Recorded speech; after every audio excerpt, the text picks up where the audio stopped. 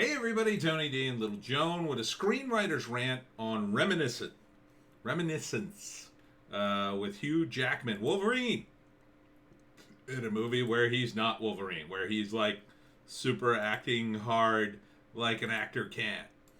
And this movie is done by the people who do Westworld, which worries me. It worries me because Westworld was this super popular thing that seemed to get completely ruined for two reasons. It got ruined because it became super woke, and it also got ruined because it wasn't meant to be a long show where things just get revealed and revealed and revealed and revealed and revealed. There was an ending to Westworld, and they just didn't seem to care. They just wanted to drag it out as long as possible and get everybody all gung-ho about it. On top of the fact it just wallowed in wokeness, I felt. I didn't really watch. I watched I think I watched the first season or the first couple of episodes of the first season. They were pretty good. They were okay. But ultimately, I felt it was a deeply flawed series. Now, this is a sci-fi concept that's been done a few times. The idea that people can hook themselves up to a machine and relive memories, right? And it takes place in the future, or the world is like flooded because, because it's got to have climate change activism in it too. And it's this dark future, kind of Blade Runner-ish, but it doesn't feel like it has the edge of something like a Blade Runner. And it's probably a terrible comparison, unless you're comparing it to the Blade Runner sequel, probably. Hugh Jackman looks good. I mean, he's definitely a good actor. And it's a solid premise, even though it's been done before. This idea that you can keep reliving these memories, and now things are terrible, so people keep reliving them, and then he's addicted to his own memories and keeps going back into the past, and he's got this woman who he was in love with who disappeared, and he's using his memories or the memories of other people or both to figure out what happened to her. Beyond that, it doesn't seem like much. It seems more, like, oh, look at this. We've got windmills and, climate change. It was too late and everything's flooded. Oh, no. You should listen to our climate activism. And I wouldn't be surprised if there's a bunch of other activism in this, but I don't know. It doesn't look... I want to trust Hollywood that it's a good movie, but I don't trust them at all to make a good movie anymore. So it feels like it has most of the proper elements of the story, but I'm suspicious that there's some kind of big underlying message here, because part of it is it feels a little overproduced. The visuals are pretty awesome, and there's a lot of cool stuff going on, but there's almost like there's too much cool stuff going on. I mean, there's all these sexual things. There's this guy with a needle. There's a scene with this guy with a gun, and other scenes with Hugh Jackman with a gun, and scenes in water, looking at his lost love, and, it's partly surreal, which is often a good story, but then you got a cool fight here up on the roof. So, the thing about Blade Runner, and I hate to keep comparing it that, the original Blade Runner was grounded in enough reality that people could follow it, right? It was a real solid world. It's the world that I'm worried about here. Because, if you're going to push this whole climate change thing, right, it's like, not even Blade Runner, as dark as that, had this. Right? Blade Runner didn't have this. Blade Runner didn't say, everything's flooded and it sucks. But they still were able to convey that kind of thing without beating you over the head. I feel like I'm already being beaten over the head by climate change activism here. Now, that being said, the visuals are pretty stunning, but we're at the point in the technology now where they can make stunning visuals about anything. And they're like overly obsessed on them and not on the story. What's the story? I don't know from this. Beyond, I know the part of it, but I don't know any of the gritty details here from this trailer. Like, who is he? What does he do? Right? I knew who Harrison Ford was in Blade Runner. He was a bounty hunter for androids. This guy does something with memories. Okay. What does he do? What does he do? What is it? Why are you not telling me? It's infuriating not to know. Because that's how people make up their minds about whether or not they're going to see the movie. About whether or not it's a good story. Right? So the first act of this movie, I would imagine, and this is a guess based on this sort of like vagueness, is they're going to establish the world. It's really grim. Everything's flooded, but they still got windmills and solar power, I guess. They got all this like, new agey stuff, but it was like too late. And it takes place in the future, and it's some coastal city that's half flooded. And he apparently is involved in the science and or service of reminiscing, where you come in, they hook you up to a machine, and you relive your former memories. But for some reason, he gets to see it too, I guess. I don't know why he would need to see it. Like, why wouldn't you just hook it up and, I'm reliving it, it's awesome. Like, he's seeing it like it's a hologram of it too. Why does that need to happen? Like, in the past, when they did a movie like this, it was all about you hook it up, and then you're in another world, and then that would just be a separate set, right? In the 13th Floor, which is another movie I always mention, they end up in this simulation, right?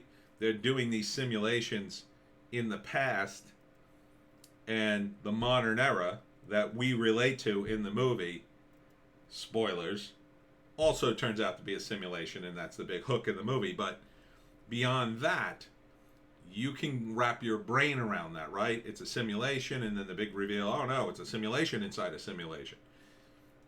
This, if that's going to happen, we have no setup for it. So the first act is the intro. The second act is probably him being addicted to this woman and trying to find out whatever happened to her. And a bunch of people don't want him to know for some reasons, which you could tease us with in the trailer, but you don't. And then the third act, he finds out the terrible secret. If you're going to keep it dark, which it looks dark. Right? So if this is going to be like a Chinatown Blade Runner thing, it would help to know, Hugh Jackman is the Reminiscence Man, the man you pay to relive your memories. Something. I don't know who he is. Is he the President of the United States? Is he a mailman? What the F is he? Yes, the visuals are very nice. Paintings are very nice. The outdoors is very nice too. I don't need just visuals. I need the damn story. And it frustrates me that Hollywood would be so vague. Oh, it's going to be good. Look at all these visuals. That's not a movie. That's, there are movies that have great visuals and have absolutely no story. And they're terrible movies. They're great visuals, terrible movies. If you consider it what a movie is. A movie is a combination of the story and plot and visuals and acting and all the things that make up a movie. It's like Hollywood has just tipped the scale all in one direction because they can. Because CGI is amazing, and now you can do all sorts of amazing things with it. And they've gone down that rabbit hole, and they almost barely care about everything else. Because that's the way to make product, right? If the product looks good and you buy it, that's the end of the transaction. I have your money. Good day, sir. People don't watch movies like that. Still, despite the fact that the technology is all different, right? So back in the day, when Star Wars came out, it wasn't just a phenomenon Star Wars was in the movie theaters for over a year, right? It was 77. By 78, it was still in the movie theaters. I think it was you probably could have found Star Wars in the second run movies in 79 and 80. It was that popular. At that time, the technology was such, well, you weren't going to be able to, there were no VCRs, you weren't going to be able to watch it on a videotape. There were no DVD players or anything like that, no internet. So that made sense. And I get that this is going right to digital. But if you're going to pay $12, $15 a ticket, then you're going to buy popcorn. Then you're going to spend all this money to go see a movie. And then it's like, meh.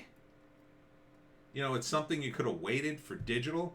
That doesn't just impact this movie. It impacts all the movies. It impacts the movie-going experience, which has been going downhill for years. The whole point in seeing this movie would be, a large part of it is the visuals. But without the story, I just saw a bunch of cool stuff and that's it. And yes, for some people, that'll be almost enough. You know, well, it was really cool. But they won't quite be able to articulate why the movie was kind of boring. They may not remember that they were sitting there kind of like, But a lot of people will. A lot of people will just, you know, get bored and start looking at their phones and wondering why they paid all this money, or maybe we can go to another theater or whatever. I mean, it looks that esoteric, and the fact that the Westworld guys worked on that is a huge indication that they're not focused on the story, because the story in Westworld, the TV series, in my view, totally got away from them. Like, it was like, oh, we got this great movie, and oops.